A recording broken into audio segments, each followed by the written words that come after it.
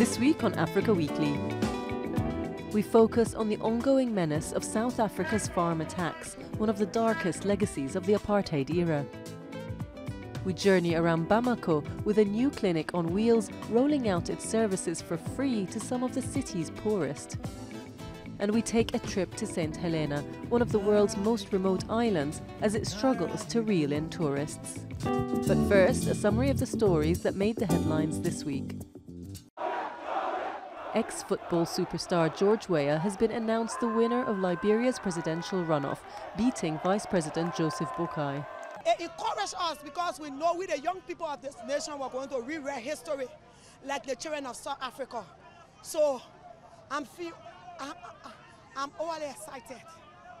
Voters were choosing a successor to President Ellen Johnson Sirleaf, who is stepping down after serving 12 years as Africa's first elected female head of state. Back-to-back civil wars in Liberia left an estimated 250,000 people dead. And this will be the first democratic handover of power since 1944. In the run-up to the announcement, both candidates appeared confident of victory. We're going to win, yes. What makes you feel that way, Mr. Vice President? Because the people believe in us and they know we represent the best. I'm not associated with losing. So this victory is certain, and I'm going to win. Or Boakai cannot win, or George Weah. Ellen Johnson won because she's an exceptional case. And what happened cannot happen again. UN Secretary General Antonio Guterres hailed the peaceful conduct of the poll, which passed without a single major incident of violence. An army chief who helped topple the long-standing regime of former Zimbabwean President Robert Mugabe has been named as one of the country's 2 vice presidents. 61-year-old Constantino Chiwenga was sworn into office in Harare on Thursday, pledging to be faithful to Zimbabwe. Kembo Mohadi, a veteran politician and long-serving state security minister, was sworn in as the ruling party's 2nd vice president. 2 other senior officers have been appointed in President Emmerson Mnangagwa's new government. It's a move that is seen to be rewarding the army's instrumental role in ending Mugabe's rule, and that consolidates military power in the country's politics. 6 people were killed after a suicide bomber, passing himself off as a grain merchant, blew himself up in a crowded market in Maiduguri in northern Nigeria on Thursday. The attack came after a failed Boko Haram attack in the city on Christmas Day. Mali's ousted president Amadou Toumani Touré returned from exile for the first time since he was deposed in a coup in 2012. He was welcomed by the Malian Prime Minister and Security Minister and later met with President Ibrahim Boubacar Keïta. Touré had been detained by mutinous soldiers in March 2012 after being accused of failing to tackle a Tuareg-led rebellion that eventually saw jihadists trying to take over the country. Farmer Hans Bergman can finally joke about the day he was shot. A few months ago, he was tied up in his home in South Africa's Limpopo province and shot in the foot as men tried to force open his safe. They were all here, standing there. We were busy having breakfast and they just walk around with a shotgun, 2 pistols and a stick, and they said, "We are going to kill you today." According to civil rights organisation AfriForum, there have been around 80 farm murders in South Africa in 2017. The lobby group argues that although it's a relatively small figure compared to the national murder rate of 50 incidents per day, farm attacks are slowly eating away at the nation's food producers. Your chances of being murdered if you are a commercial farmer in South Africa is larger or bigger than your chances of being killed if you lived in Caracas, which is seen as the world's most dangerous city. The motives behind these attacks are much disputed and could range from anger over disproportionately white land ownership, political tensions, or just downright criminality. For hundreds of years, land ownership in South Africa has been deeply skewed along racial lines.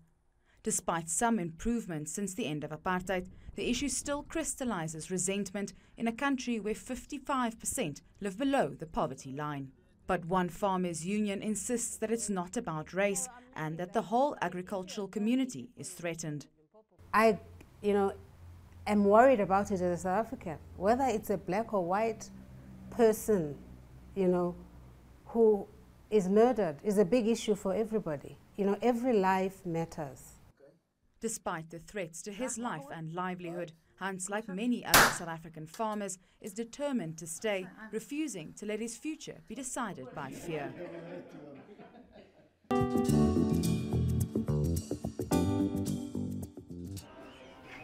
In this poor suburb of Libreville, a visit to the doctor is a rare luxury. 38% of Gabon's population lives below the poverty line, and few can afford medical costs or the taxi fare to the hospital. When someone is sick, we don't know what their pathology is, so what we do is we lift them and we put them in a wheelbarrow. But if they're in pain, it makes them scream, and there are some who die even before they make it here. But now a mobile clinic is taking doctors to the sick. Financed by the government and supported by an international NGO, the SAMU Social ambulance is making its way around Gabon's poorest areas. The free clinic has no shortage of patients, like this baby suffering from ringworm. But while the medical attention is always welcome, the initiative has its limits. Even if we give them a prescription, the patient can't take the medication because he doesn't have any money. Ideally, we'd have much more medicine and give some to the patient so that he can complete his treatment. Medical staff on board offer first aid and in serious cases can find the patient somewhere to stay. The group was founded 6 months ago and now boasts over 100 members of staff, a dozen ambulances and an emergency phone number. We had to do everything we could to make these people feel part of the country and provide help to reduce the mortality rate because life expectancy in Gabon is very low. Giving them back their manpower and looking after people is the best way to promote development. The Clinic on Wheels has already treated 7,000 patients and now has plans to roll out in several more cities. But while the ambulance is a welcome development for Gabon's most isolated, the mobile clinic alone can't cure the country's health woes.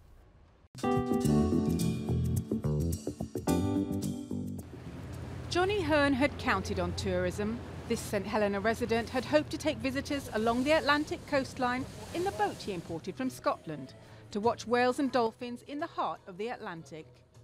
He invested over £180,000 in his business venture, but when the island's new airport failed to open on time, it brought him to the financial brink. It was a struggle. By having no airport, it definitely was a struggle. I had to find 3 jobs just to pay my way through and keep myself going for the time being. The British-run island, where Napoleon died in exile, is a paradise for divers and hikers. British authorities had hoped the airport would bring in as many as 30,000 tourists a year, prompting many islanders to open new hotels and invest in tourism. But they may never see the promised boom. By the time the airport opened in October, after an 18-month delay, bookings had been cancelled. On top of this, high winds mean only small planes can use the airstrip, and with a return ticket from Johannesburg costing around £800, there are few takers. Hotel owners have been badly hit.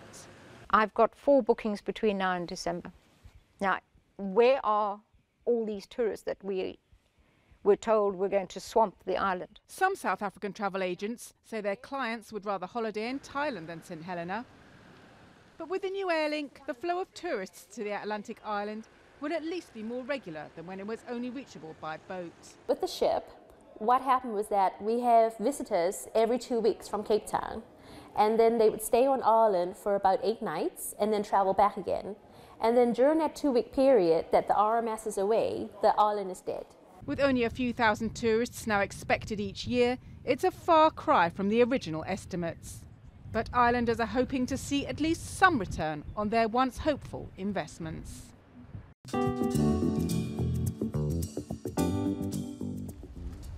South Africa's annual Knysna Splash Festival took place on Thursday, with 20-year-old Stefano Root from Stellenbosch in Cape Town winning the mile-long race for the 2nd year running.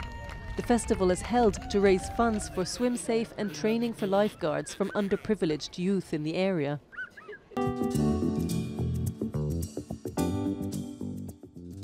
Next week we meet the South African dog trainer, hoping to lead the way to a more peaceful future.